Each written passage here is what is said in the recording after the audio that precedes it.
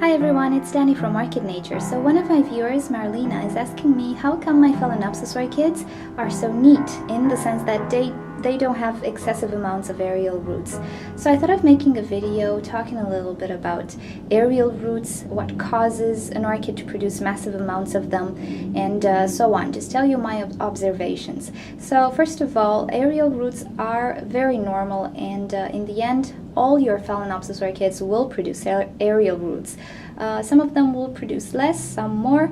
There are a few factors that influence the production, but as you can see, my Phalaenopsis orchids do have aerial roots.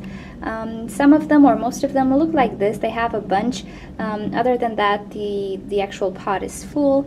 And indeed, some of them can produce quite longer, and as you can see, crazy aerial roots. Now this is really normal. It doesn't mean your orchid is sick. It's just the way of its growth. You have nothing to worry about them. Also, I think it's beneficial to have aerial roots because if by any chance you have a problem in the pot, like some pests or a rot or stuff like that, aerial roots will not rot. They will stay pretty much clean, and if you actually cut off all the roots in the pot, your orchid will still be able to absorb moisture through the aerial roots, so that's a saver. This is why I don't think it's a good idea to actually cut aerial roots. Now there is an instance where an orchid can produce mostly aerial roots and very, very few roots in the pot, and I think this happens when there is a problem with the media. Now if the orchid is not happy with the media, maybe it stays too soggy, maybe it doesn't have enough air, maybe there's a problem in the pot, the orchid will start to produce mostly aerial roots, and I think it's all related to breathing.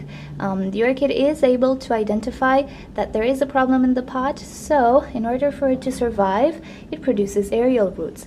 So if you see that your orchid is producing tons and tons and tons, like 10 times more aerial roots than what I have here, maybe you have a problem in your pot, and it's a good idea to take a look. If you didn't repot it for some time, now it's the time to take a look at the roots, repot it, change the medium, see if the roots in the pot are still okay, so you avoid other trouble.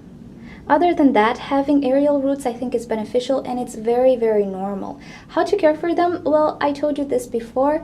I don't do anything in particular. Whenever they get a water, the aerial roots might get a little bit of water as well. Other than that, I just leave them be. I don't necessarily mist them. They might get some water when I'm forced to mist my orchids, but other than that, nothing. I just leave them be and they grow, and it doesn't mean that my orchid is sick, and in case I will have a problem in the orchid pot, they will save me. So okay, thank you for sending in the question. I hope this helps.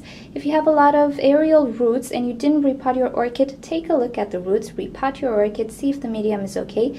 Try to provide more ventilation in the pot by adding some ventilation holes, and I think everything should be fine and you shouldn't worry.